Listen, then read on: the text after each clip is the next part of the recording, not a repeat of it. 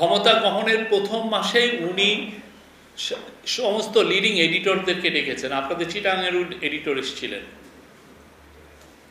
ডেকে বলেছিলেন যে আপনারা মন খুলে লেখেন, আমরা চাই সবাই মন খুলে লেখেন, আমরা ভুল ত্রুটির ঊর্ধ্বে না, আমার ভুল ত্রুটি ধরিয়ে দেওয়ার দায়িত্ব আপনার।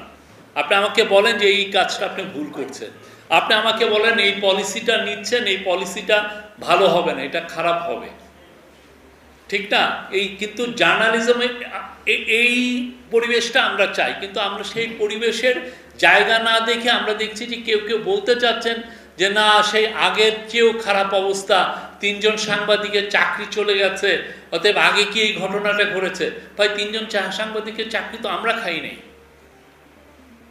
আপনারা সাংবাদিক যারা আন্দোলন করছেন, আপনারা যারা এই যেই সমস্ত টিভি স্টেশন এই 3 জন সাংবাদিকের চাকরি খেলেন, ওইখানে বাইরে যে আপনারা প্রোটেস্ট করেন না?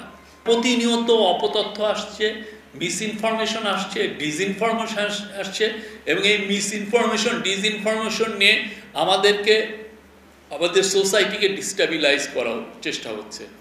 এই কমিউনিটিকে ওই কমিউনিটির এগেনস্টে লাগিয়ে দেওয়া হচ্ছে, এই পলিটিক্যাল পার্টির এগেনস্টে ওই পলিটিক্যাল পার্টির এগেনস্টে লাগিয়ে দেওয়া হচ্ছে, আপনার পলিটিক্যাল প্রসেসটাকে ব্যাহত করার চেষ্টা করা হচ্ছে, আপনার ডেমোক্রেসিকে আন্ডারমাইন করা হচ্ছে, সব করা হচ্ছে এই অপতথ্য। এবং এইটার সাথে যুক্ত, এটা তো আগে আমরা দেখতাম যে এটা ডোমেস্টিক্যালি এটা হচ্ছে, এখন দেখা যাচ্ছে একটা ফরেন মিডিয়াও এটার সাথে জড়িত, ভয়াবহভাবে জড়িত।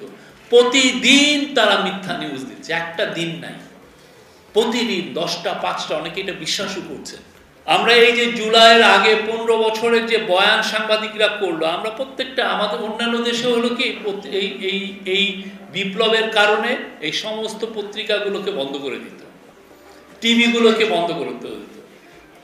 টিভিগুলো করে নাই, আপনারা দেখেছেন না অপোজিশন লিডারগুলো কিভাবে মকিং করেছে।